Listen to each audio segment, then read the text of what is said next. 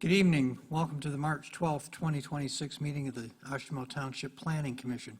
Will you please rise and repeat the Pledge of Allegiance with us?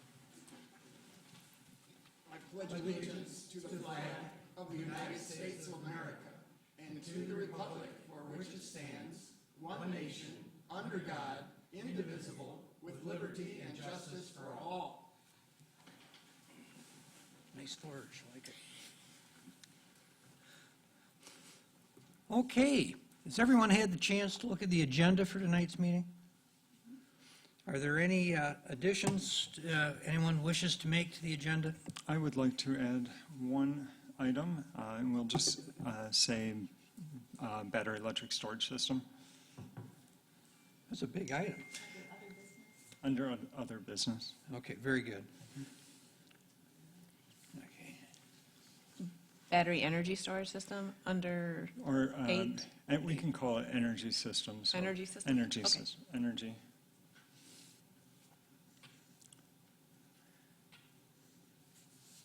All right, we've made the addition of, to item number 8, of BESS and other energy systems. Other than that, is everyone satisfied with the agenda as it now stands? Yes. Okay. We'll open this up for public comments to members of the audience that have a comment they wish to make. Please come to the front podium, and you have 4 minutes. And this is for comments on anything that is not covered on the agenda. So if you have anything else you want to make a comment on, now is your time.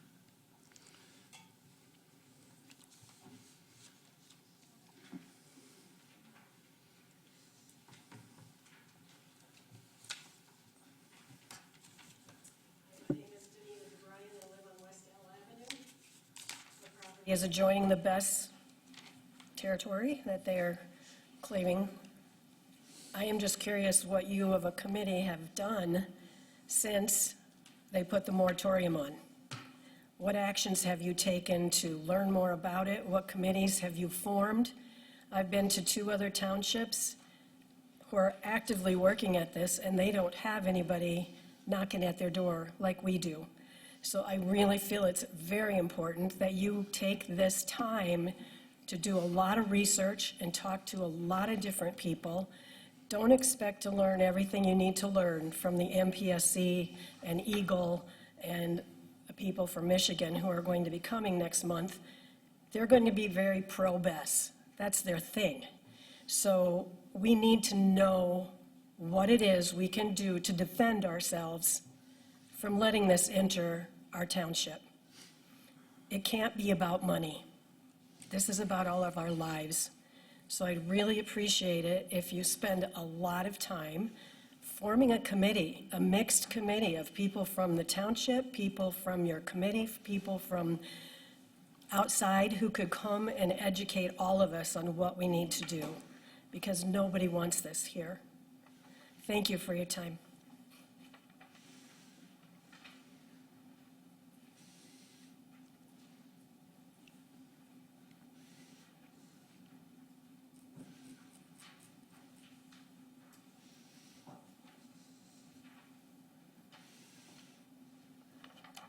Hello, my name is Andrea Lundgren. I'm a resident out on 5th Street.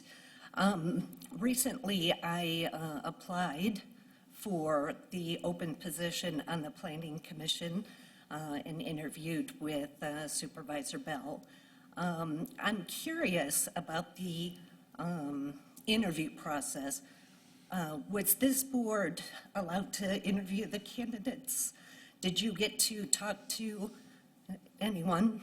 And my husband just applied for a board position with the county, and he told me that process, they did the whole interview with the entire board.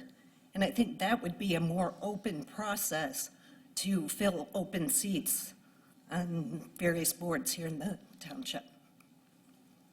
Thank you.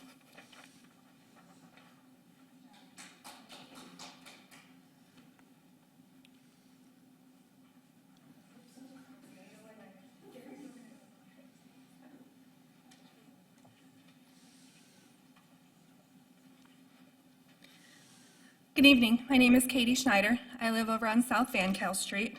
And as a member of the Kalamazoo County Environmental Health Council and also an associate director at the Kalamazoo Conservation District, I just want to speak out myself about the battery energy storage system on South Van Cal Street.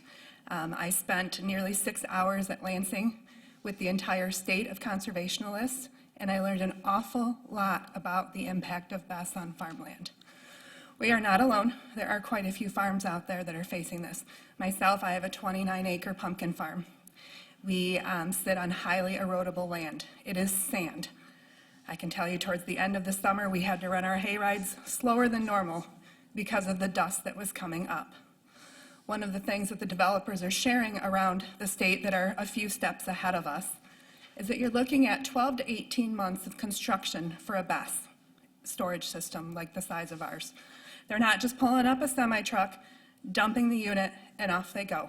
It is 12 to 18 months of solid construction. As far as Comstocks go, it was going to be 100 employees for 12 to 18 months with all of the equipment coming in. I can't even start to think about what that's going to look like in sand and dirt on highly erodible land next door and the impact of that. It was shared with me the impact that that will have on our crops. To cover massive pumpkin leaves in dirt for an entire summer, they will all die. And I understand that's just my farm. Okay, there's also a specialty farm on the east property line, not a half mile down the road, it is on the property line. And one of the big things that the MPSC does in its application, if you were to pull that up, they take into consideration any specialty farms within 1,000 feet of the BESS. We're not within 1,000 feet. We are on the property line of it. We are literally, based on what we have right now, 400 feet from our house wall is 300 feet into our property. And that's what we're looking at right now in the energy ordinance. So I urge you to also consider what the MPSC has in their application and take that into consideration when we're ready to get into the energy ordinance. And I also echo Mr. Bryan's comment. We are curious what's going on with the committee, and we hope that one is being formed. I know that Almena is very actively working on one. They don't have a developer knocking on their door. They have a developer knocking across the street here in Oshtemo on Van Cal, and they are working on it. I know that Antwerp had a phenomenal attorney come in from the Michigan Township Association. She understood PA 233 inside and out. She understands what protections you guys still have. She understands what ordinances you can write that fall outside of PA 233 that still protect your residents.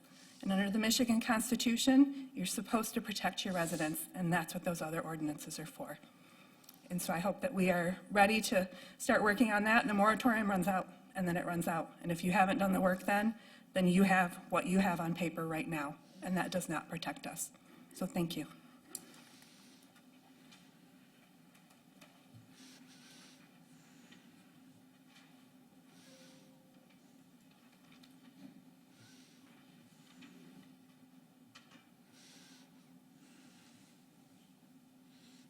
Okay, seeing no one else rising to make a comment, I'm going to move on to the next item on the agenda, and that is the approval of the minutes of February 12th, 2026.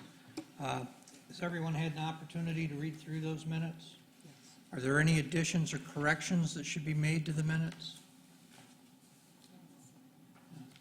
And I'm willing to entertain a motion for the approval of the minutes. I'll make a motion to approve the minutes of the February 12th meeting. Support. We have a motion to approve the minutes as drafted and supported. All those in favor signify by saying aye. Aye. All opposed? It's unanimous. The minutes are approved. All right, now we're going to have a public hearing on the Master Streets Plan, and I know we all remember everything about that. It's such a short document. But we have a little presentation that's going to be made to us, and we'll move on from there. Sure, and while they set up, I'll state that this is also the public hearing on the Oshtemo 2045 Comprehensive Plan, also a lengthy read. The 63-day public review period was approved to commence in December by the Township Board with your recommendation that you made last November. That review and comment period has concluded. We received a couple of written comments that were included in the packet. You heard comments at the podium off and on over the review period. And while we were in the review period, I don't want to keep saying that phrase, during that time, I'll say, we were doing some practice application of the master streets plan against development proposals that we were seeing, most of them just concepts that were being floated around. And so we identified areas where the master streets plan could be tightened up a little bit, and some changes to that were recommended. And changes from comment we consistently heard about the extension of a street, so a change has been made to that, and a minor changes to the comprehensive plan, including language I think allows us to write a good energy storage ordinance, an energy systems ordinance, by just putting some language we can fall back on as we tighten up the draft that we are working on internally. So Suzanne Schultz and Sarah Morning-Hilt are here from Progressive to help carry these beautiful documents across the finish line, and hopefully they'll make their way to the Township Board for adoption yet this quarter of 2026. Thanks, Jody. I'm going to just start up really briefly, and then Sarah's going to talk about the comprehensive plan, and I'll talk about the master streets plan. But as some of you may recall, there was a lot of planning documents that Oshtemo's had. One of the goals with the comprehensive plan was trying to kind of bundle things up and reorganize a little bit. We had done that with the transportation and mobility ordinance. The master streets plan was designed to provide the logic, the narrative behind the transportation and mobility ordinance, just as the comprehensive plan is your policy document that supports your zoning ordinance. So that's really these are two foundational documents that are critically important. They really define the future character of Oshtemo with it, based on extensive community engagement, which Sarah will talk about. And then, as Jody mentioned, we had done some modifications based off staff and public comment. So we'll cover those as well. All right. Hi, everybody. I'm going to kind of walk us through just kind of an executive summary of the comprehensive plan, as I know we've seen this presentation a few times, but wanted to give everybody a refresher, and then just note some of those changes that were made as well. Okay, so right off the bat, and as Jody mentioned, one of the main changes that has been made to the comprehensive plan is addressing that utility scale energy systems language. So that has been modified here to strengthen the ordinance that'll be prepared for this topic here. So that's been added to be strengthened. And then two other minor items of note is that we've updated for goal 1, having that township hub creation date brought forward to 2030 from 2040. And then just a reminder and clarification that the appendices that we have for this document are the special studies are in Appendix A, and then the survey results are in Appendix B. Okay, so going into a kind of summary of all the things that exist within this plan here, we, as we've always mentioned, we started off with big ideas for this plan, and those were 6 different things that either were motivations for this project work or things that were uncovered as we started doing research for the project. So just to summarize what those 6 things are, the first one is about having a connected community and knowing that that begins with a shared sense of belonging for everybody. And then the next one takes a look at the need for housing in the township. So taking a look at that demand and how it's widespread throughout the country at this time. The same goes for Oshtemo. Our third focus area here looks at how Oshtemo's nearly reached capacity for large-scale commercial. So taking a look at how we can support some of those smaller, mid-sized scale commercial throughout the township. The fourth item that we took a look at here is just taking a look at how much Oshtemo has grown. It's the 85th most populous community in Michigan. So having context throughout this document was really important within our place types, and then that carries over to the master streets plan as well. The fifth big idea that we focused on was dramatically increasing safety. So that again is strongly tied into the non-motorized plan within the comprehensive plan as well as the master streets plan details. So that one's really focused on enhancing safety for motorized and non-motorized within the township. And then as Suzanne mentioned, this plan was really born from a combination of all of the work that's happened before in Oshtemo. So really taking a look at all of the past plans, aligning what was shared in those based on the community engagement that took place before, and bringing all of that into one place here within the comprehensive plan. So the next thing I wanted to touch on was just a summary of the community engagement that took place for this plan. So by the numbers here, we had a thought leader group. Those were people that we met with throughout the duration of the plan. We met 9 times to kind of share where we were at, share what we were hearing, and have them kind of just be a soundboard for all the ideas that we were proposing. We had 3 community pop-ups. Shred Day is pictured here, but I'll go into the details of the rest of them after. We also had 3 focus group sessions, and then 2 larger community gatherings, one of them being breakfast for dinner, and then the other being the ice cream social pictured here. We also had surveys included for this plan, totaling to 760 responses, part of those being a market analysis, and then part of that being making sure that all of the place types and land uses we were recommending made sense and were the right fit. So taking a look at, we just wanted to share how long this engagement spanned and how many different times we connected with the community, because it really did help bring forward ideas for this plan. So we started off in April of 2024. So really a long time ago, it went by fast, but started in April 2024. We had our first pop-up, that was on Saturday, April 27th from 10 to noon right here at the Township. And that was a well-attended event. We had a lot of people come by and take a look at initial concepts that were presented. Our next pop-up, we went to the Wyatt apartment complex to just get a chance to talk with people that are living in some apartments throughout Oshtemo. That took place on Wednesday, May 22nd from 3 to 6. And then we had our first large community gathering, and that was the ice cream social.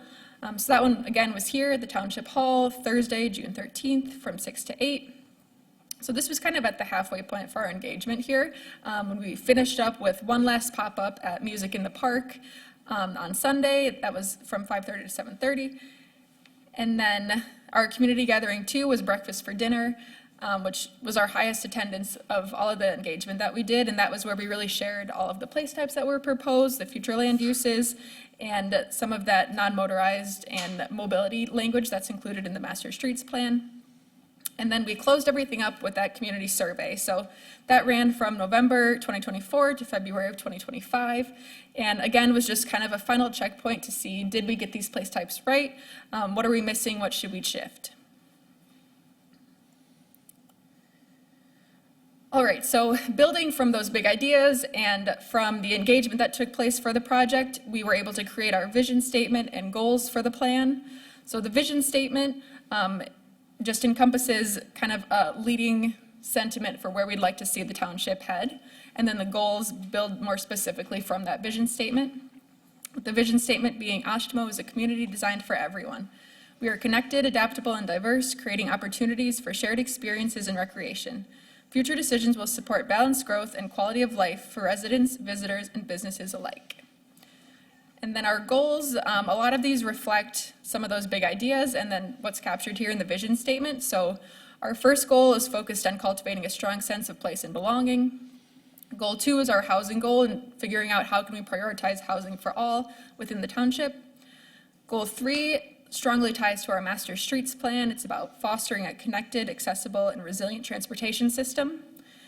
Goal 4 is focusing on facilitating balanced growth and economic vitality. Goal 5 is about safeguarding our natural features and environmental health. And Goal 6, finally, is about enhancing community well-being and public safety. So within the plan, each of these goals have objectives that help kind of give us a better idea of how can we achieve these goals, and then further tied to our implementation recommendations. Okay, so the next step of the plan was creating our place types, future land uses. So we have 5 place types that have been included within this plan. And these were largely informed by past plans and then information that we gathered throughout the research for this plan itself. So we have two somewhat commercial categories, the first one being regional corridor. These are kind of your large-scale, big box, highly traversed places located off of main thoroughfares. The neighborhood mixed-use category gets a bit more into that smaller scale neighborhood commercial options, and then blending in a mix of other uses such as housing. And then we have two residential categories. Neighborhood residential is really more about having walkable urban and suburban residential. So some of those missing middle housing types, different options for people looking for different housing than more of the rural housing that you see in countryside residential. Countryside residential has more of those single lot residential developments, but it's heavily surrounded by natural features, agricultural uses, and open space. So that one really parallels the rural residential category that existed in the previous 2011 plan. And then our final category is innovation and industry, and this one encompasses different industrial research and educational uses, serving as centers of employment, innovation, and just figuring out how we can have that range of industrial uses within these areas. We also included a parks and preservation category, and this just highlighted where we have existing parks and open spaces within the township. So then again, here is our place types map that shows the general boundaries of those place types. So just something that over time will help inform rezoning decisions going forward as they come up. So something that will just serve as a guide for a long span of time. All right, so as I mentioned, kind of the culmination of all the work in this plan is figuring out how we can implement it. So initial things that we're going to do for implementing this plan will be taking a look at the zoning ordinance. And some of the key things that we'll take a look at first with that are how could we simplify residential zoning, so taking it down from multiple categories to maybe a few less based on where there might be some overlap existing. Modernizing industrial zoning, so again, merging districts where possible, and then making sure that that heavy industrial is located near highways and interchanges where it makes the most sense. Taking a look at commercial zoning as well, so this will be updating the regional corridor standards and then creating a neighborhood mixed-use district to align with our neighborhood mixed-use place type. And then just taking a look at our different overlay zones. So overlay zones essentially set specific rules for certain areas of land, and we're looking to figure out how can we encompass those within the zoning categories that exist, and then using special studies for evolving areas. And we'll take a look at some of the special studies that we've proposed soon here as well. Another key component of our implementation, and the implementation chapter includes many different things as well, but I just wanted to show one of the larger projects that's included within that implementation section, and that would be the Township Hub that we've spoken about. So just figuring out ways that we could encourage people to spend more time in this area, allow people to have more uses and things that they can do here, as it's notified as a key location within the community. So not a final design by any means, but just an exciting starting point for how this can take shape over the course of the next 10 years here, of how we can get this to come to fruition. All right, and then the last thing I'll cover here are our special studies. So 3 special studies were completed during this project, and essentially they were areas that warranted specific studies. So they had either conditions that were very unique to that area, but also in many ways could apply to different locations throughout the township. So although they're for these specific areas, they do serve as case studies as precedents for how we can make decisions for different land within the township as well. So the first one that we took a look at is the Maple Hill Pavilion Mall area. And this one was selected as a special study because it contains underutilized land, so kind of a lot of that paved parking area that's not utilized to the extent that it would need to be. It's a location with robust existing infrastructure and proximity to green space and transit, and then currently has a lack of internal access to traffic signals. So it was an opportunity to figure out how can we get some traffic to be moving off of the street and then infilling that underutilized paved area. So this proposes some additional housing located behind the mall, and then just some of that internal connectivity and infill development over time, and just figuring out how can we better use these currently paved areas.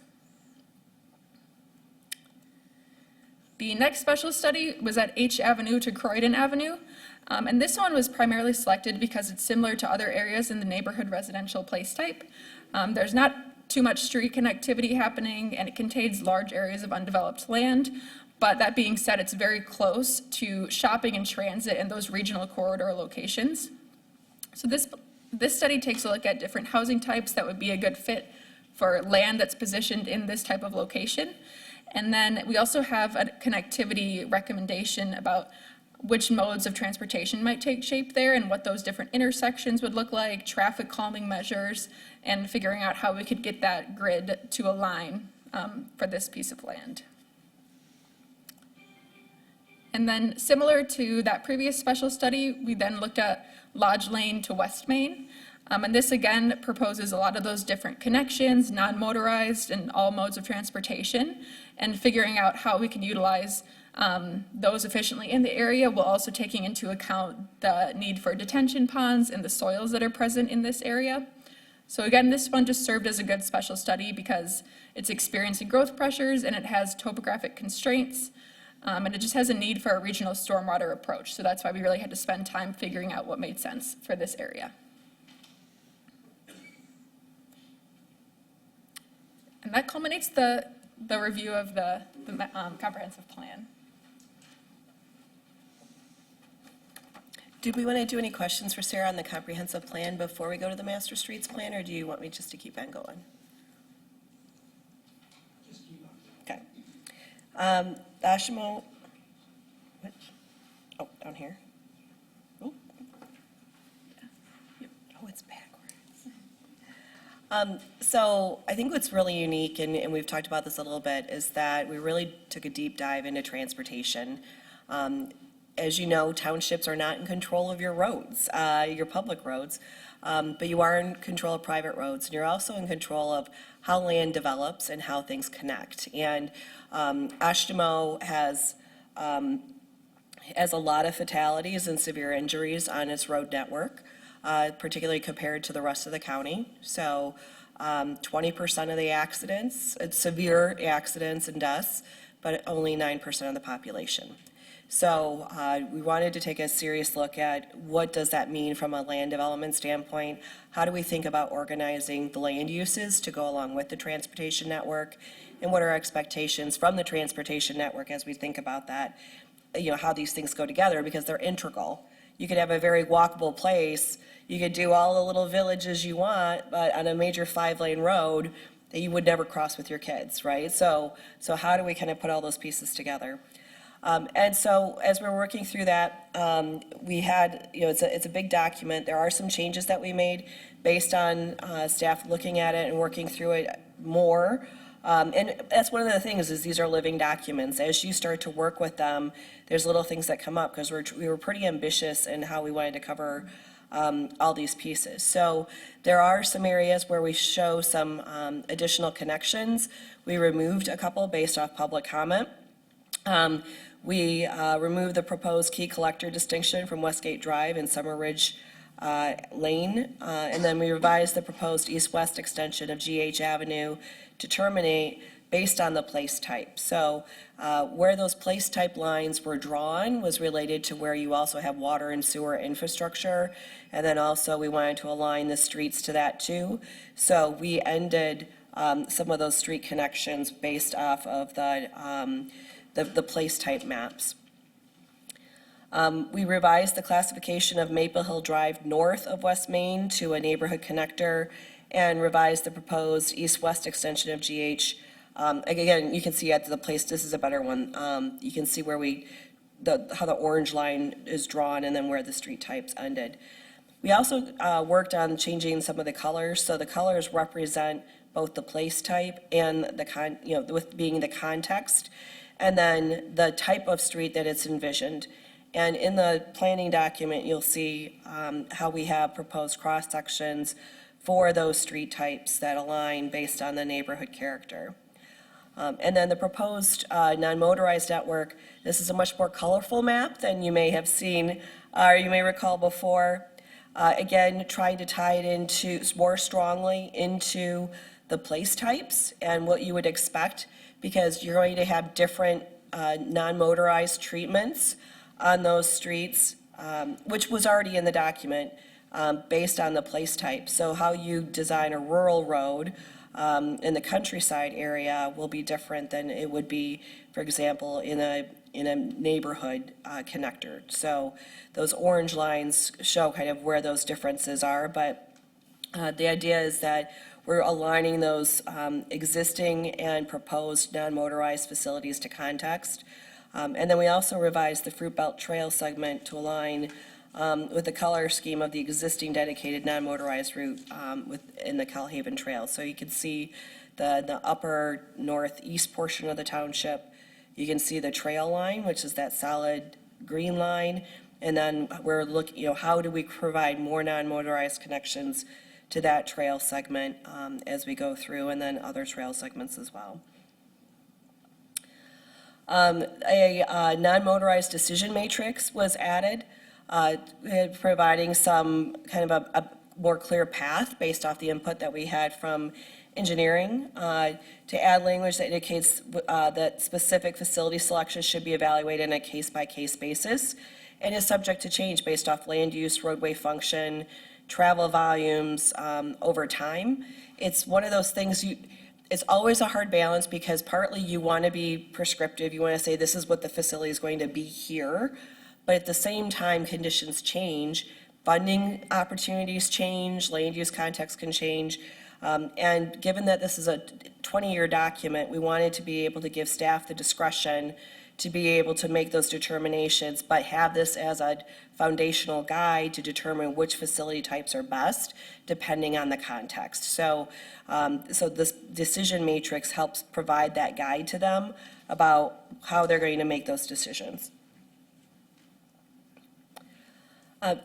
Throughout the document, you'll see there's a couple different ways that we try to align the hot spots in the township with highway safety countermeasures. This is federal guidance on interventions that should be taken to improve safety benefits.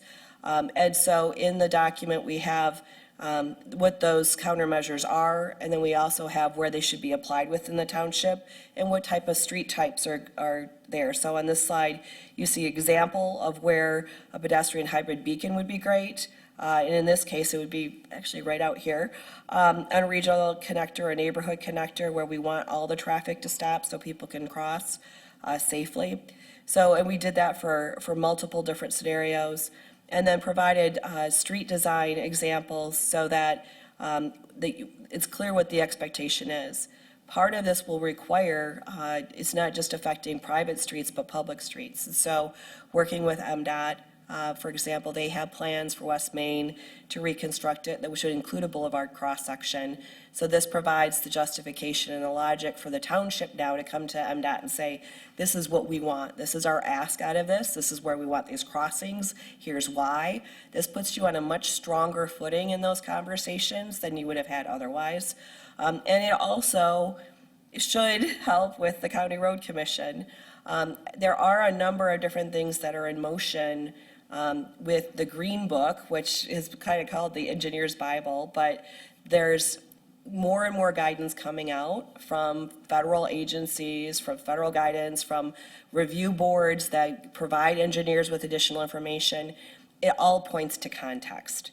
It all talks about, they used to have just 3 categories in context: urban, rural, and like a core urban.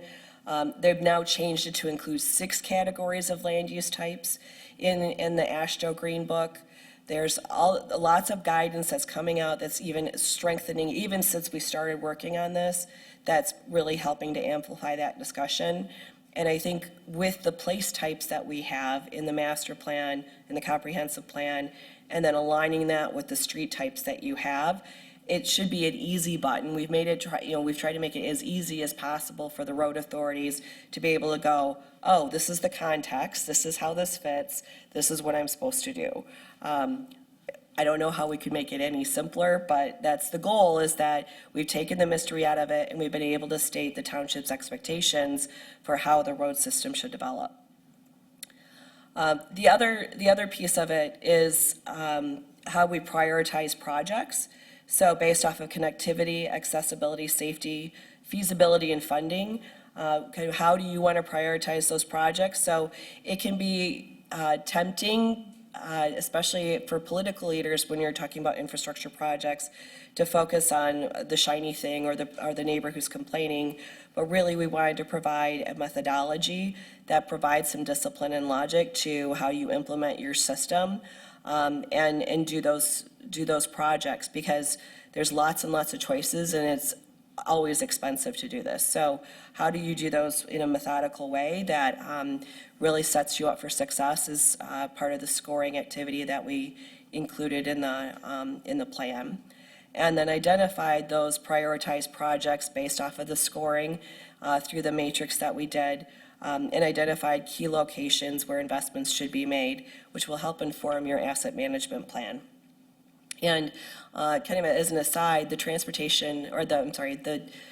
Michigan Planning Enabling Act for the Planning Commission actually encourages the Planning Commission to look at infrastructure and to think about that as you're making those decisions. It's stuck. It's the last one? Oh, okay.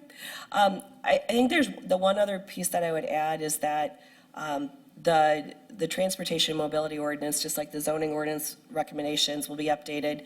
There are recommendations in the Master Streets Plan to update small portions of the Transportation Mobility Ordinance, which is what we had expected to happen once we had finished this body of work. So when you start having your zoning ordinance discussions, we'll also have Transportation Mobility Ordinance amendments, and that's totally.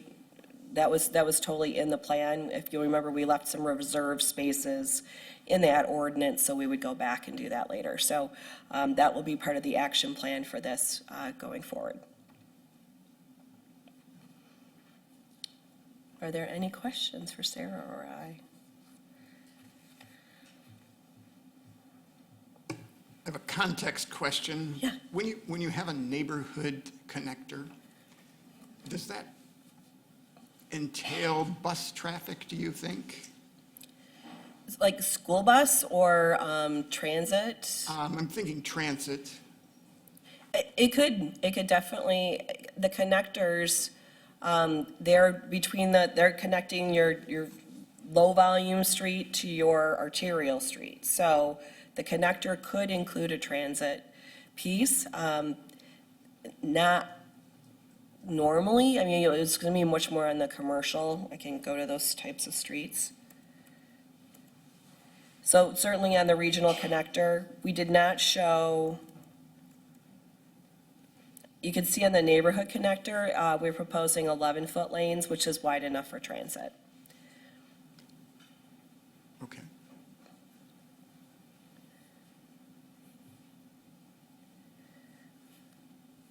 I guess I have one other, again, context question. Sure. Since we're looking out to 2045, I was wondering, especially in the corridors, if we're taking into effect what will become autonomous, smaller vehicles to move people and share those vehicles, if that would just look like a bus stop, or I'm talking about a vehicle that might have 9 or 12 people in it versus 66.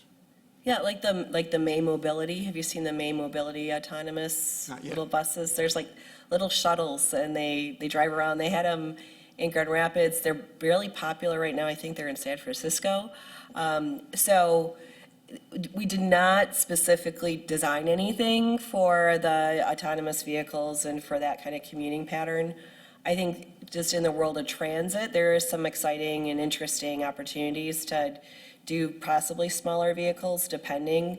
In some cases, though, the operation costs can be similar, just from the number of vehicles, you know, running multiple little vehicles versus one big vehicle. So there's lots of considerations when you're talking about using them for transit, but we didn't include that in the plan, but I think for the future, it'll run on the network like everything else. One of the things we did try to do, though, is make sure that we were building in capacity into the system. So Sarah showed you pictures that showed street grids. One of the key goals in both plans is to try to get street grids to work well throughout the township, particularly in the neighborhood mixed-use area on the east side. Because the more connectivity you have, you reduce exposure to people because you're not putting everybody onto one street, which makes it safer because they have multiple routes to choose from, but it also disperses the vehicles across the network, so you don't have to keep building bigger and bigger roads. And that was a big concern we heard through the plan process, is people wanting to make sure Oshtemo was walkable. And you already have instances where you've had pedestrians killed, you have people trying to cross big roads. And so partly it's trying to calm the traffic, but also make it so you haven't painted yourselves into a corner where you're forcing all the traffic on only a very few roads, which makes them even worse than they are today.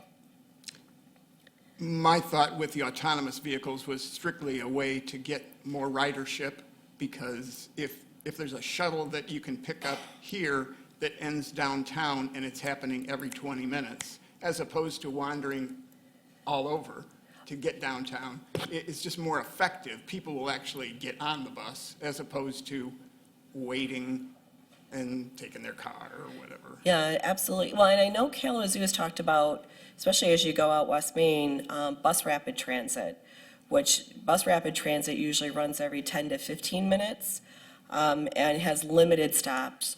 When you talk about a regular transit stop, you might have one every quarter mile or half mile. Bus rapid transit has more like a mile to 2 mile stops. And that's intended to improve speed and consistency and without delays. And then also the operation of the buses do that as well by opening all the doors at the same time and having level boarding and a number of other things. So I think you're absolutely right that figuring out ways to do transit better is really critical to future growth for both the township and the city. Right, we couldn't possibly have enough lanes to handle the traffic, especially when it condenses down into tiny residential to get downtown. Yeah. You know. Yeah, and if you've seen those pictures, the number of people you can fit on a bus versus the number of people who, if you put those same people in individual cars, it's staggering, the amount of space. It is. Yeah. And since we're looking out so far, that was my only question, how that fit in. Yeah. Thank you.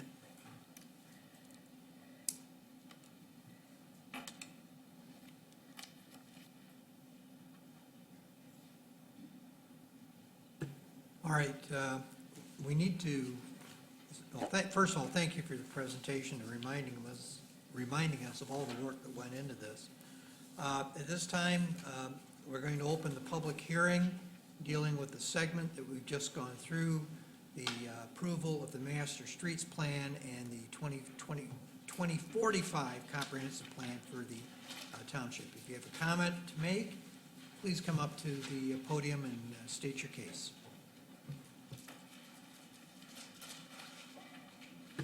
Please also remember you have 4 minutes.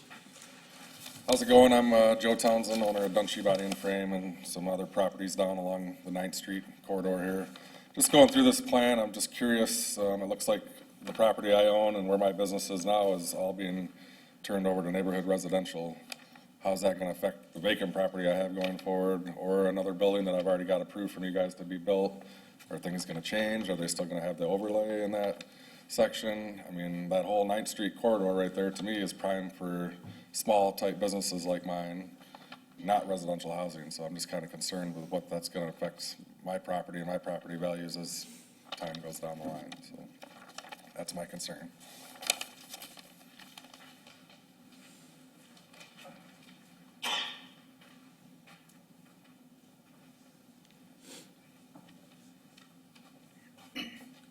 Hopefully I'm not coughing the whole time, but Sherry Momand, been a resident of the county of Kalamazoo, Oshtemo Township since 1996. My question, I also have property in, which has been the 9th Street focus area overlay zone. My property, well, my husband will say my property, is adjacent to Walmart. So we're on the west side of 9th Street, goes all the way to 8th Street, and is adjacent on the south side of Walmart. And I was looking at the transition area language on page 191 of the comprehensive plan, and I'm also concerned because my property is right next to Walmart, but now you're making it a neighborhood residential, part of that little area. I want to know, I know the transition areas, and I'm looking at transitioning between commercial place types and neighborhood residential. How is that going to apply? I'm concerned because it will decrease the value of my property if that transition zone doesn't apply to it, where there could be some kind of mixed use. I mean, that's been the vision of our property since the beginning when we purchased it, that the 9th Street part, more towards the north side of 9th Street, would be more of a mixed use or some commercial, and then the back side, which faces 8th Street, would be more of the residential part. And I just want to make sure, I want to know how that transition area would apply to a property like mine that is immediately adjacent to a big box, Walmart. And I would like the township to see that transition area would apply to property like mine. It's like almost 20 acres. We have the little triangle where now you're going to extend Lexi Lane right across a third of our property to that triangle that's on 9th Street, because we have that triangle piece that goes around the corner, and then we have the more rectangular parcel that immediately is adjacent to Walmart. So I'd have those two concerns, but the main one is the transition area that, to me, based on the language in your comprehensive plan, it does look like that our property would be one that would fall within that transition area. And I just wanted the township to think about that, because I can't envision like residential single houses right there, that it should be some kind of mixed use with retail. I just want you to think about that, because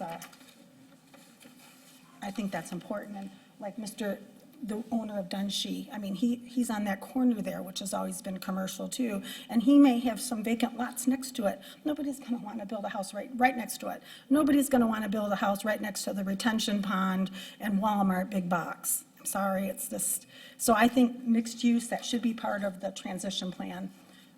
Our property should be considered for that area, based on the language you have in your plan. Thank you.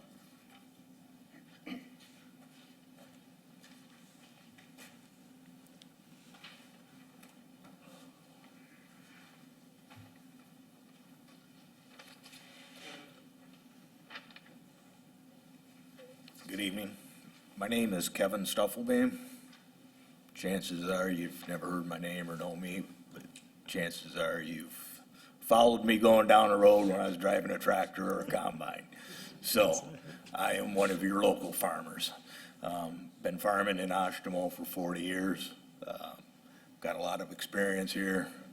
I've farmed a lot of land that's no longer farmland, and that's what happens. It's progress. So I'm here because I own 74 acres north of the new sports complex. The sports complex, I think, is going to be a great thing for Oshtemo, for the residents, for the business owners. I'm not opposed to that a bit. I have an idea. It's kind of out there, but when I go to Fort Wayne, I pass this huge medical facility. It's beautiful. Look up it online. It's modern, and my thought is that I keep hearing about robotic surgeries. I hear about AI coming into medical. That's all above my pay grade, but it's coming.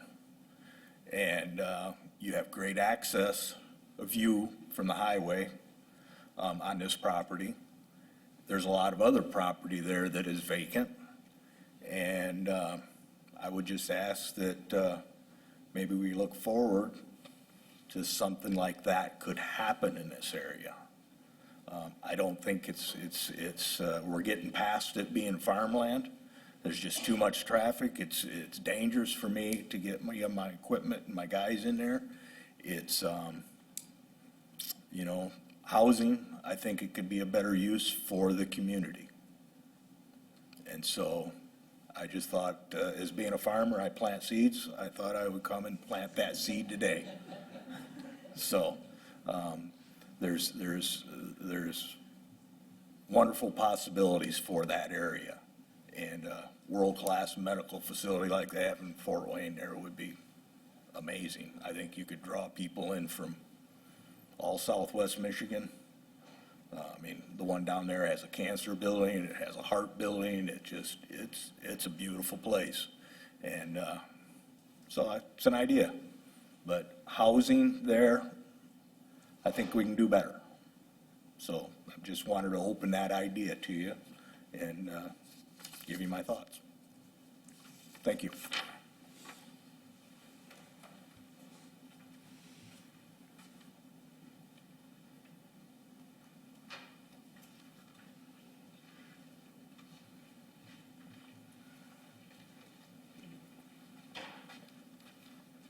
Good evening, Katie Schneider. I had a couple questions. I've gone through this quite a few times trying to understand everything on here. I noticed that on the place maps for industrial, that we've seen that expand quite a bit. In particular, over by the 11th and Parkview area. There's a large, I believe that's almost 300 acres over there, that's been farmed, and that I know on the current maps, that's listed as a prairie, like a pleasant prairie type thing. That's probably not the right word for it, but it was definitely prairie. And I see now that that's expanded to be all industrial. I know one of the things with Oshtemo is keeping the wide open spaces, and I know that landowners have their own rights there. But to see all of that area change over to industrial, especially because that backs right up to a school right there. And so I'm just curious, we haven't mentioned the word data centers. That's not anywhere in any of the master plan either. Would that be more of the appropriate zone where that would be aimed for? Would that be why there is such an expansion there? Obviously, without an application here in front of you, I know that's hard to answer. Just one of the things that I was mulling around looking at that. And if the school had been talked to at all about the expanding industrial, literally in their backyard there. Another question I had, obviously, Bass is a big deal. It's my neighbor, incoming neighbor. And so with the countryside residential, I noticed this talks about minimal street lighting. When you go and take a look at these other best facilities, I know that the lights point down. I get that. That's the whole dark sky thing. But these things are lit up, and they have to be lit up for good reason. That is definitely not going to be minimal street lighting or backyard lighting in this case. So I just wanted to address that. I know that it's very vague in here about where the energy systems would go. I'm not sure why we're not seeing the overlay zone just automatically on here or not, but I just want to address that maybe countryside residential would not be an appropriate place. And with the expansion of an industrial, maybe that is the idea there, is to move it there, which I think would be a great idea. Another question with us losing the actual agriculture out of the master plan. I know it mentions that a typical land use is agriculture, but at this time in our residential zone, agriculture is not even listed as a use in our rural residential. You must be agriculture district in order to be able to have agriculture there. It's not listed as a land use there. So I just wanted to bring that up, and hopefully that then would, combining those two is going to allow that to also be a use in country residential, since all your farmers now are going to be country residential. So I just want to make sure that gets moved over. And one more question, I'm probably running out of time here. It mentions about the conservation and environmental protection areas. I didn't really see that marked up on a map anywhere. I would be curious to explore that. It talks about talking to some professionals on there. I know that my counterparts at the Conservation District would love to help out with that. MSU Extension would be an amazing resource on that too. So on that. All right. Those were just my comments on that. Again, I'd love to see the actual maps for the things mentioned in here. So thank you for your time.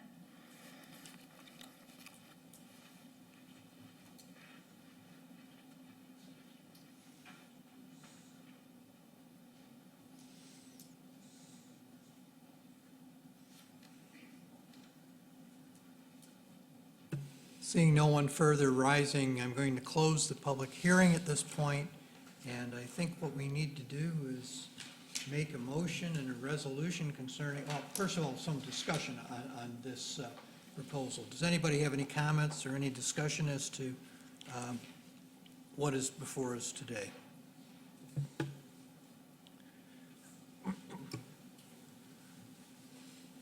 I have one comment, and it is the huge nature of something that is a 20-year plan. I think we've done as good a job as could be done, and we've had some consultants with a lot of experience, and I'm glad for that.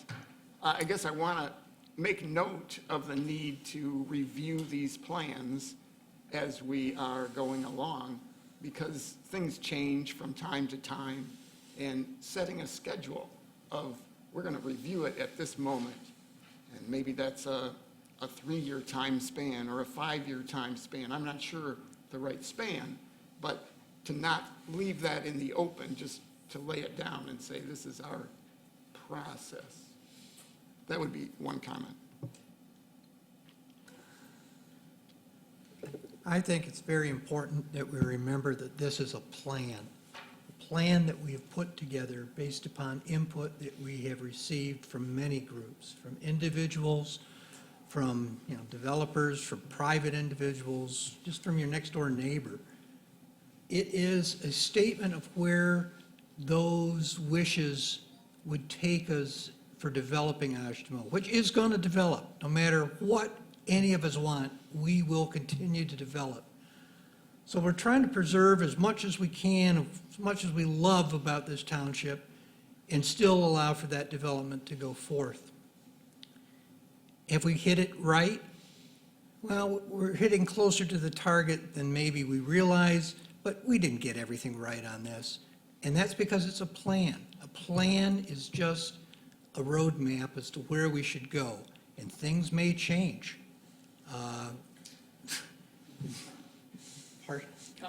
Comment.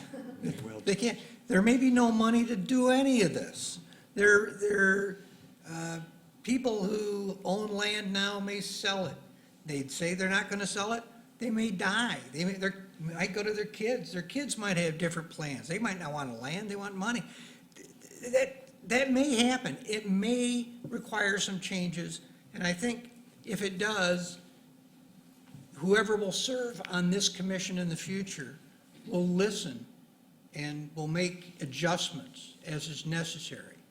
But I'm happy. I'm real happy with what's here, with where we started and how we got to this point. So if no one else has any other comments, oh, Mike, did you have something? I did not. Leave my mic on the whole meeting, just in case I had something. Mr. Chair, I would just assure you that by law, you have to take up this document every 5 years. And maybe you just adopt a resolution that says we reviewed it and we find it still reflects our goals and vision. But in addition to that, there's an annual report required in the Planning Enabling Act from this body, but we include all the other boards like SOTA, DDA, and Zoning Board of Appeals. And one of the things you have to report on is how your progress on implementing your comprehensive plan. So annually, we'll even be just taking a look at ourselves and like, did we make any progress? And maybe we start implementing and realize, well, wow, we really missed the mark on that. Maybe that will initiate an amendment. So it will get a formal review annually, if not, weekly, internally in the offices, we'll be considering the document. And I'm sorry I didn't say that into the mic, so anyone listening at home. Are any of the comments that we've heard, I know you were taking notes on it, did you hear anything that needs to be changed, or? I'd like to meet with Sherry and the gentleman who spoke first, just to make sure that I'm understanding where their properties are, so that we can take a look at it, because we didn't have the comments beforehand. So we'd just like to look at that. We did discuss the property next to the recreation area, and That might be one of those areas as that develops. Right now, we propose residential, but it's also a variety of residential types. So it doesn't necessarily mean it's single-family. It could be townhouses or something else.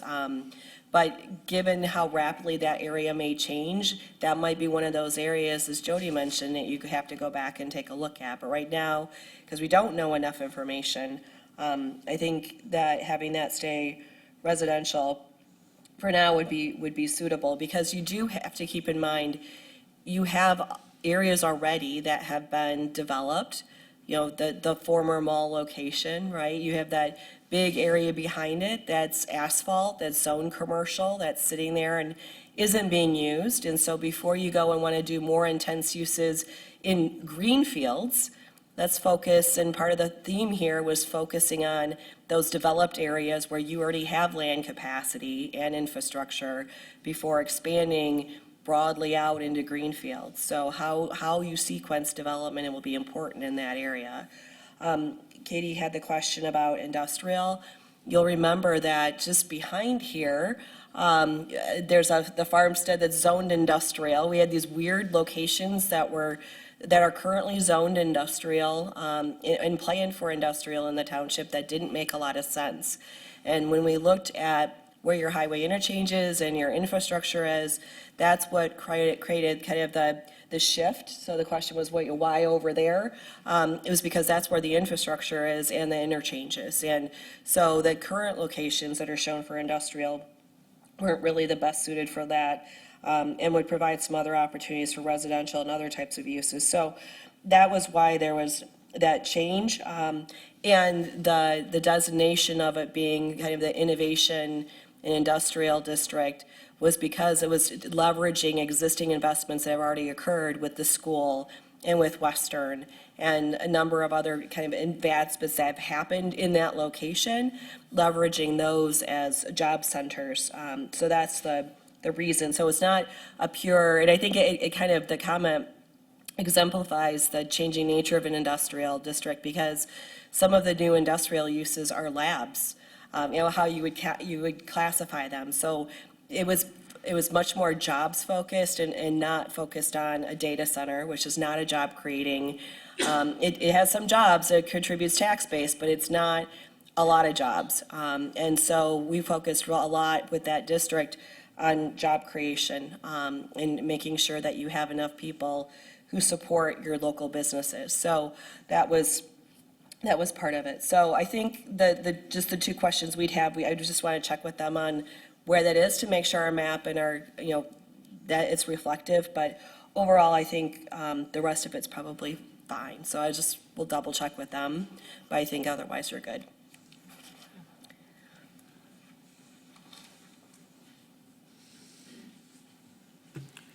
So With- I'm sorry, go ahead. No, you go ahead. No, you go ahead.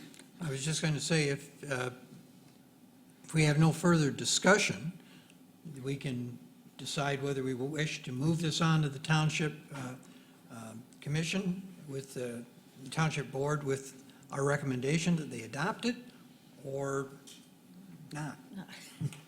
My question was going to be, if we made a motion to move it forward, how will that affect any changes that might want to be inserted Well, based on tonight? No, it's a good question, Deb, but I think, keep in mind that this is just the overarching plan. This doesn't implement anything. It's zoning that will actually implement the plan. And if there are tweaks that we need to make to the plan as we move forward, you can do that. We don't have to wait the 5 years. If you find that there are adjustments that need to be made as property owners come forward and talk to the township, it's not etched in stone. It's not an inflexible document. It's a living document. It's something that can be revised if we find we need to make changes. So should a motion include, Well, you have a prepared resolution that was in your packet. but should it include, I guess what I'm asking is, are there going to be changes made based on what we heard tonight?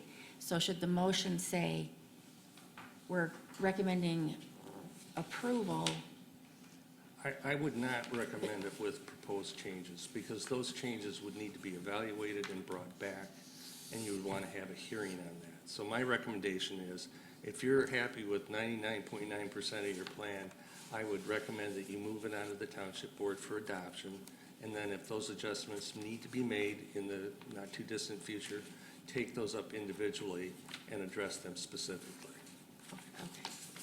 Okay, just wanted everyone to understand the, going forward.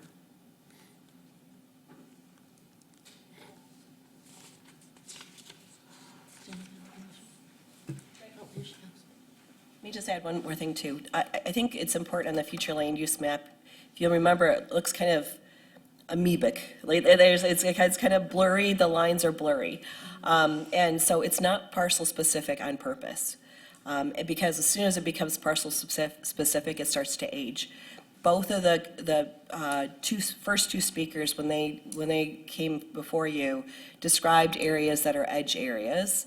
And so I think, you both look at the future land use map, and you also look at the text. And because it's not parcel specific, I would argue there's gray area in there, and the areas that they describe seem to be edge areas. So I think there's flexibility built into the plan for that reason, too. Okay, thank you. Well, in that case, I'll make a motion to recommend final approval of the Oshtemo Master Streets Plan and Oshtemo 2045 Comprehensive Plan. Motion to adopt the resolution. Motion to adopt the resolution. Is there a second? I'll support, second. All right. Now, thank you. This has to be roll call. Thank you. He's got all this help up here, he doesn't really need it. We're going to have to place this on the record as a roll call vote. Therefore, Ron, would you please state your preference? Aye. Mike? Aye. Scott? Aye. Aye. Aye. Aye. It's unanimous, the ayes have it, and this will be passed on to the Township Board.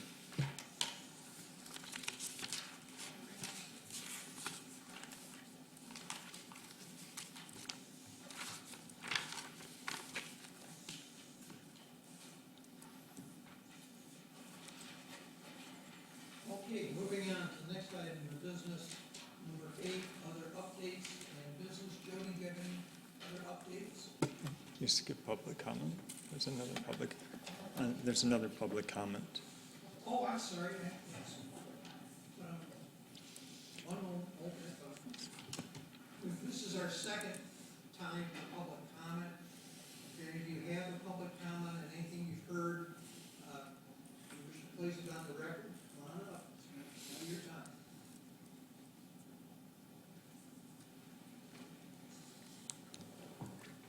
Seeing no one stepping up, we will now move to number 8, being other updates and other business. I don't have anything, but trustee Chapman does. I do. As we mentioned before, I think that our energy systems is a big lift and a lot of work and requires a lot of attention and time and education. And I think the best way to do that would be to create a energy advisory committee that would be a subcommittee of this group. Something that would include something like 2 citizens, 2 members of this planning commission, a member of the fire department, such as the fire chief, our planning director, and another person, a 7-person body that would be an advisory body that could do the heavy lifting, could do the work necessary to try to research, include our citizens, and be transparent. I think that other areas around us have done this. And I think it would be a way to be transparent and perhaps make a large amount of very specific information a little more digestible to us. I know the human body, but I do not know electromechanics. I do not know electrophysics. I do not even know if I'm using the right words to describe that. I can't tell you the difference between an ohm and a watt. And so I think that because this body is so busy, having a subcommittee or having an advisory committee could help make it a little easier for us to put forward a product that is in the best interest of our community. And I would ask that we create that advisory committee tonight if we could. We would obviously need additional details as far as who, what, where, when, what, all that stuff, but I think that creating that should be a priority for us. Mr. Chairman, I'd like to respond to that. I have advised against this from the beginning, and the board has met in closed session to discuss some alternatives that can't be discussed here and shouldn't be discussed here. The reason I would recommend against it is there are communities in this area that have inappropriately usurped the authority of the Planning Commission and have drafted ordinance that, in my legal opinion, aren't worth the paper they're written on because they didn't follow the state law with regard to the Planning Commission. They didn't follow the state law in how they made their recommendations to the board. So before you consider this, I would recommend that we take some time and actually brief this issue for this Planning Commission before you move forward. Because there are communities out there right now in this county that I believe are at risk because their ordinances are a mess. And as far as other individuals coming from other firms, I would let the community know that I was with Baucham's firm for 20 years before I came to this township, and the people that are there, a good portion of them I trained. So I don't know that we need necessarily a committee. You have a planning director, and this was not even discussed with her before you came forward. And frankly, sir, I think you're out of line in recommending this. My recommendation to your Planning Commission is that you not accept this proposal from Mr. Chapman. Again, I want to clarify, I'm not asking for anything but an advisory committee that would advise. I'm not asking them to draft anything. I'm not asking them to approve anything. I'm asking that we have a transparent process that allows education, allows for complex information to be relayed to us. I do not feel that, well, I do not agree with several of the comments.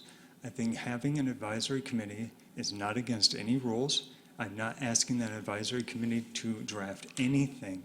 I'm asking that advisory committee to present information that will help us digest this complex situation and allow our community to have input, allow our people on this board to have input, but to make it a little more digestible. And that may very well be appropriate, but to suggest it at a meeting without talking to the planning director, without talking to legal counsel, without actually having a defined plan on how that's going to move forward, when you know, in fact, there are things moving behind the scenes, moving in that direction, moving toward having open conferences and open meetings with the public, and to suggest that without talking to the planning director or legal counsel or actually having a written proposal, I would recommend this Planning Commission not move on that recommendation tonight.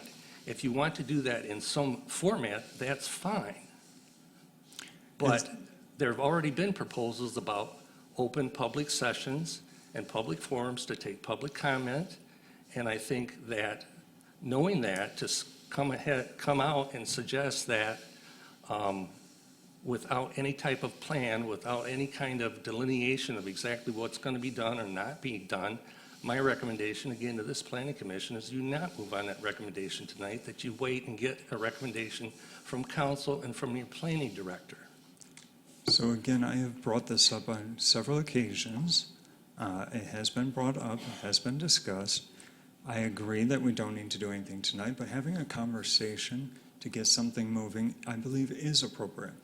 I'm not stepping on anybody's toes. I have said this both here and at the Township Board. I'm not saying anything new. I'm just trying to push something forward. It does not have to be decided tonight. I don't want to be a person who dictates to anybody, but I think having a group and having a conversation is appropriate. Well, I think part of the, I don't want to say frustration, but the lack of understanding is that if there are things going on behind the scenes, if you will. We don't know that. I mean, we haven't been advised of what's happening, so, and I think that's why it kind of creates the impression that we're not doing anything. It is very frustrating, I understand that.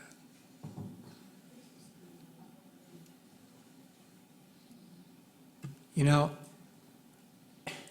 I practiced law for over 50 years.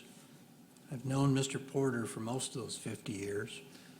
I didn't agree with Mr. Porter on a lot of stuff, but I know he's a darn good attorney. And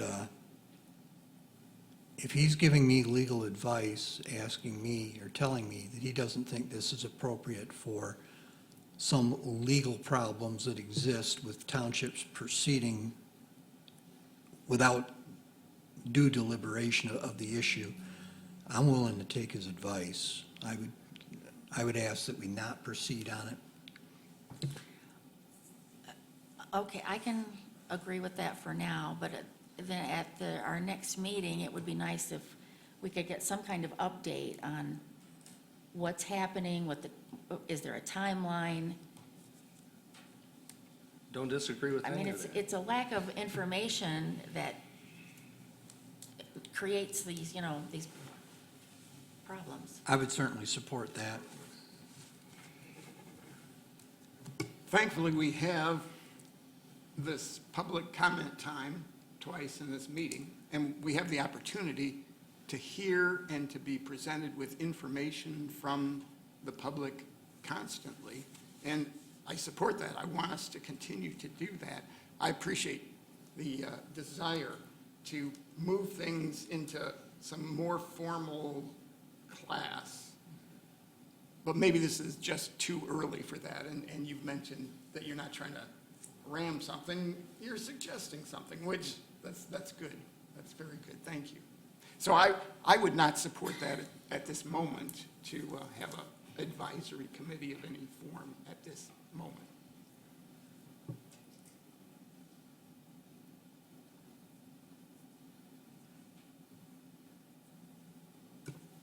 I didn't attend the Township Board meeting, but I listened to it from home, and I heard Supervisor Bell say that the media and communications manager, and he and I have not touched base this week, but we're getting together to create a website, an update to the website to say where we are with things during the moratorium, and then we'll turn our attention to the other item that's in moratorium.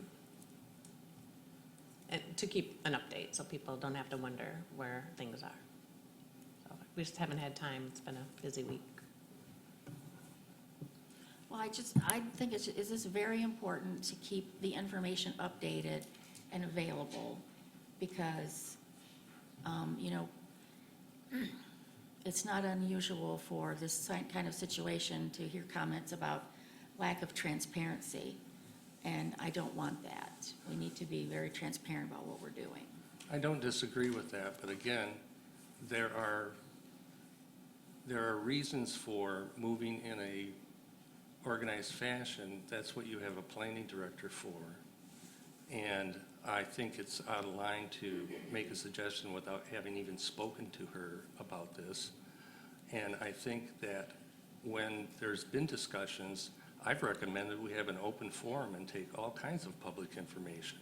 And that's well known. So it's not a matter about not being transparent, but there's a strategic process to developing this ordinance that legal is working on, that this might very well undermine and harm. Well, it might be a good idea. And for somebody to make a suggestion without talking to council beforehand is unwise, regardless of how smart they think they are. Well, in Michael's defense, I will say that it has come up more than once that it was suggested more than once that take place. So I don't think he's coming out of the blue with that suggestion because it's been made before.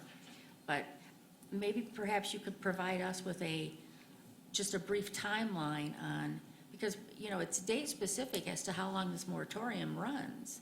So, and I also know how fast time moves and things get away. And there's always, this needs to be moved to the top of the pile, not left in the middle. I realize you're busy, there may be some other applications coming in for other things that we're gonna have to look at, but like I said, I think it's just we need to know as people who are making these decisions, but the public also needs to be kept informed. So if you have some sort of guidelines as to, we need to get this done by this date, or this done by this date, or whatever, I mean, that would be, at least it shows that something's being done, I guess is what I'm trying to say. Because the way things have been, or it seems like, it appears, and perception is reality sometimes, is that it appears that nothing's getting done. And I don't want to be unfair to you guys, that if you've been working on it, I know you are. Well, but- things are being done, and Mr. but I don't think Chapman we're knows clear there are on things that. I are don't being think we're done, clear on that. but then wants to present a plan that did not follow, and in my opinion, what the board had directed in closed session. Is there any reason why we cannot have at the next meeting a presentation by Ms. DeForia or anybody just letting us know as a board where we stand? We've all heard little things, little pieces, but we don't have a clear picture. I don't have a clear picture. There's no reason that can't be done. I would request that be done.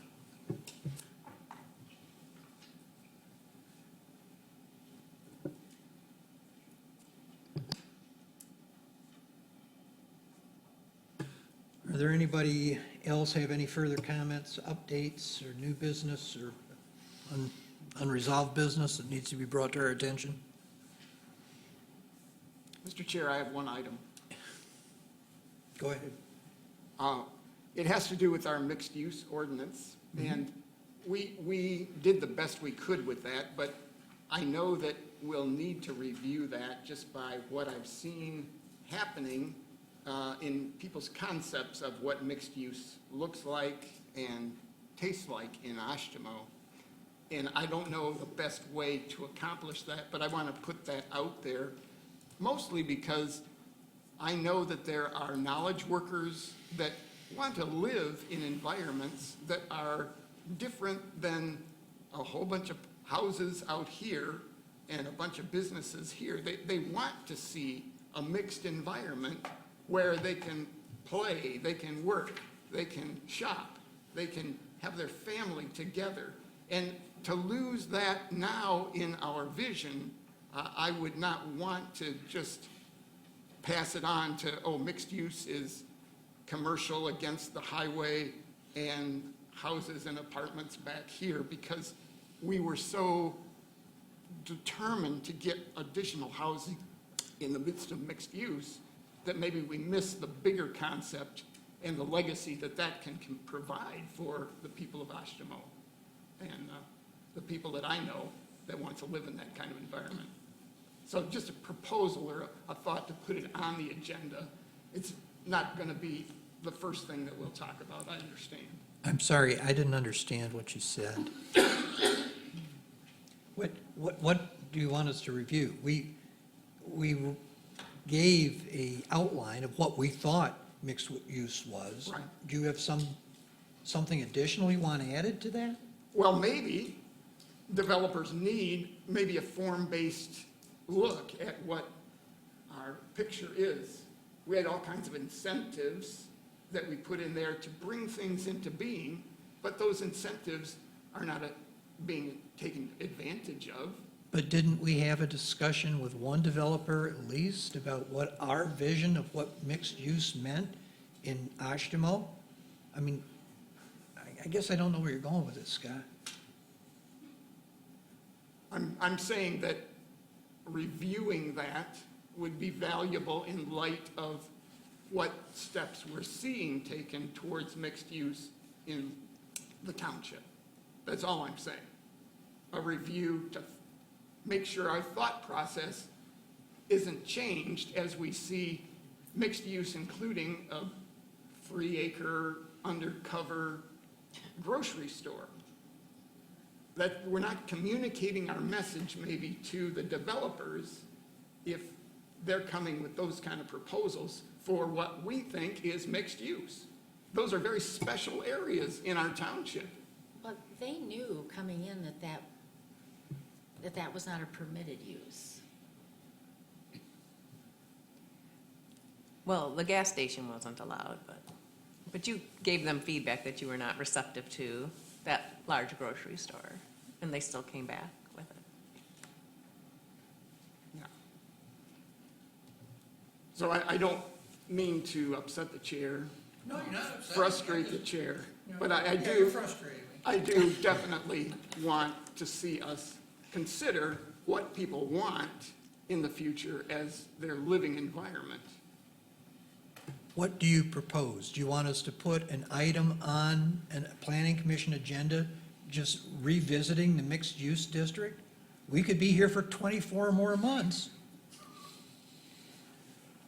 We have to revisit the mixed-use district when we start doing zoning implementation of the 2045 comprehensive plan, so that can be a time that we think about it. And if something comes up in the interim, the very first step in the mixed-use district process, well, after they do a pre-application review with Public Works and Planning and Fire, is to come to you and just run the concept by you. And so that's an opportunity to say, this is not what we envision for mixed use, or maybe you will really like what they propose. So you will have an opportunity with the developer, even if you don't get it exactly in the ordinance in time. Yeah, I was just, so are you saying that the ordinance doesn't give enough direction for a developer to understand what?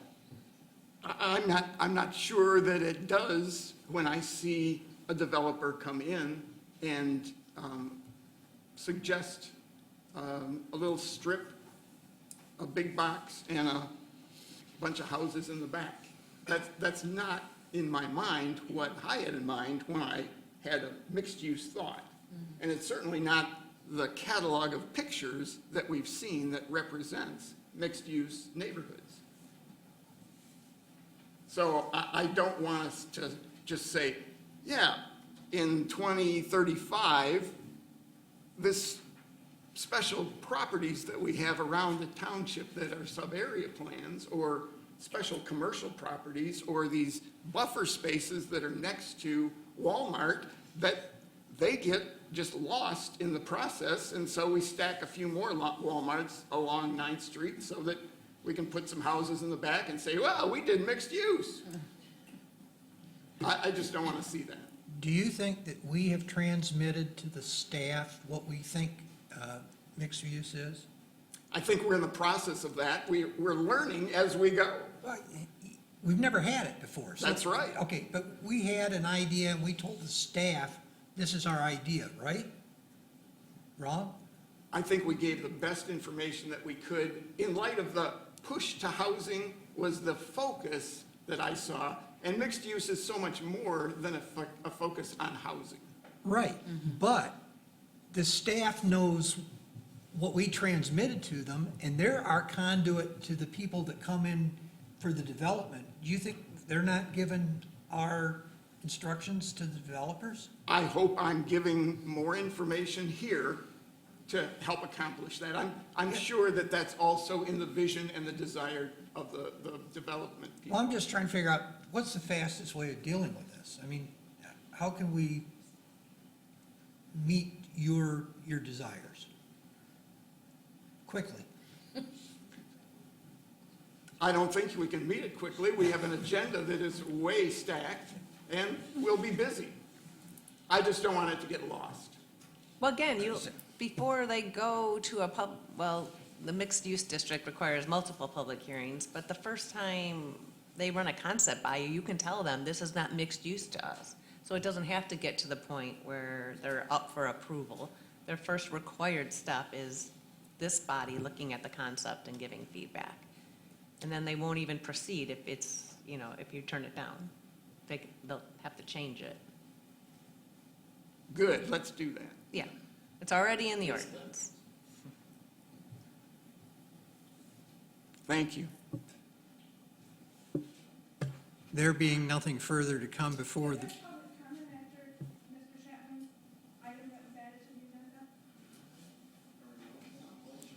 sure, come on up. Thank you.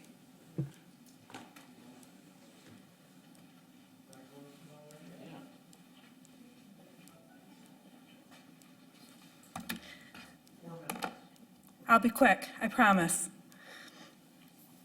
My name is Katie Schneider, and I am speaking in regards to Mr. Chapman's item that was added to the agenda tonight. I heard some comments that this was something that was rushed. I'm going to remind you that the energy ordinance was on the February 2025. That is over a year ago that all of this started. It is not rushed in any way, shape, or form. How many times have you guys had discussion or the opportunity to research, had an expert brought in, any of that over the last 13 months? I don't believe at all that Mr. Chapman is rushing things. I believe that Mr. Chapman and several other board members have all requested committees be formed. I do, and I know that because I was at those meetings. Our own township supervisor, Ms. Bell, told the Kalamazoo Gazette months ago that an energy committee would be formed. I read that article. Most of this room read that article.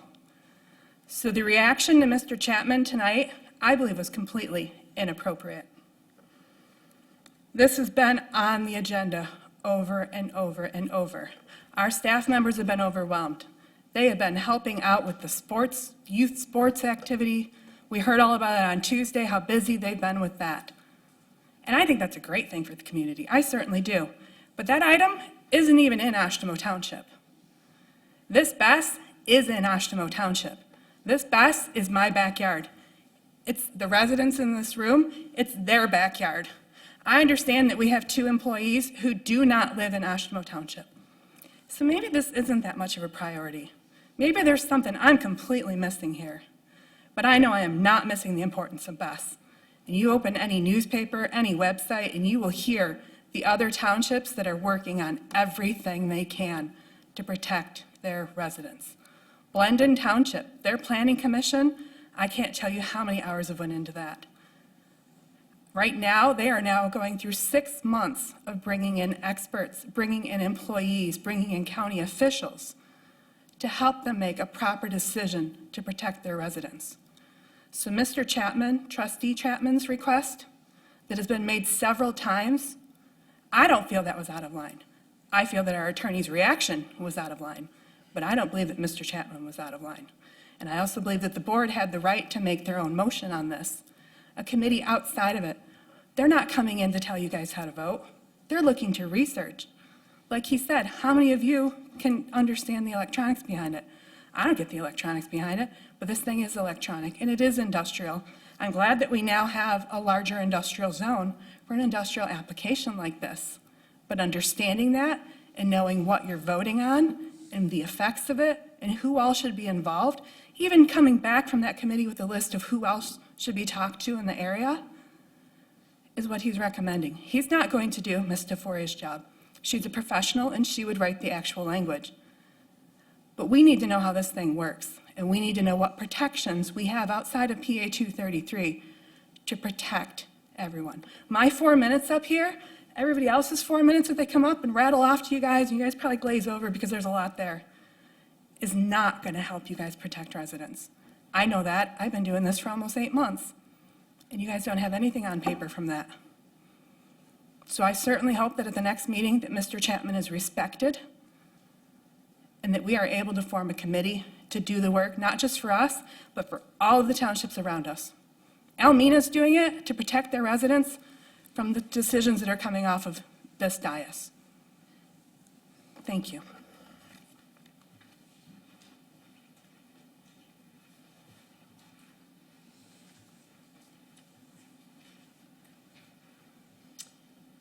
My husband and I have been at 2 coffees with Supervisor Bell when all of this was starting on a WIO or a CREO and all of these things. And she specifically said the Township Board would not influence this planning commission. It was your position to come up with a plan or an ordinance, present it to the Township Board, and they could either approve or disapprove it and send it back if they wished to have you improve things. It is not, it's backwards what he just said tonight. Mr. Porter, you and Ms. DeForia are not the ones in charge of this. And if you are doing it right now, that's not the right order, according to our township supervisor. and especially if you are doing it and none of these people know anything about it. That's totally inappropriate. And if things are going on, it better come out quickly, because we're behind the ball right now. And the other townships are coming up with thoughts and plans and ideas. There's nothing wrong with a committee getting together and talking and giving each other ideas. So Mr. Chapman's proposal tonight was nothing wrong. It's just an idea to help these people who don't have much information so they can write the ordinance and present it to the Township Board. It's going backwards here. So let's figure that out. Thank you.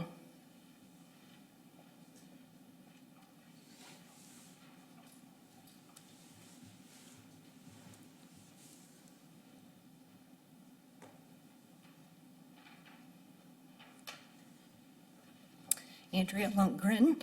I do know this year that we've had 2 planning commission meetings canceled because there were no applications.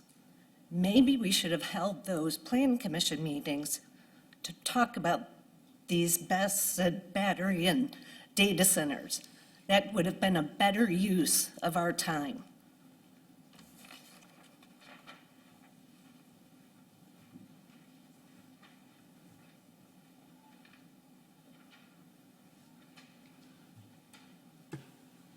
Public comment is now concluded, and it is now 7:37, and the meeting is now adjourned.